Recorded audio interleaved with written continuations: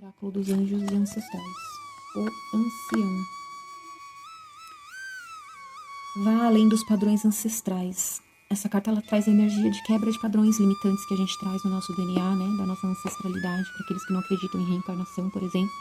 A gente traz da nossa ancestralidade algumas crenças limitantes, traumas, bloqueios, e que muitas vezes, por nós estarmos no momento de despertar da consciência, a gente nasce com essa missão de trazer consciência para aqueles que vieram antes e para aqueles que virão após, né, a nossa existência. Então, o que essa carta fala é: vá além das limitações que foram estabelecidas para você por membros da família no passado e no presente. Saiba que a energia do seu espírito é mais poderosa do que a genética e os padrões de comportamento. Então, esse ancião vem trazendo para você essa mensagem de que existe sim a possibilidade de mudança através da cura. A sua cura traz cura para os seus ancestrais e para aqueles que virão depois de você. Oráculo dos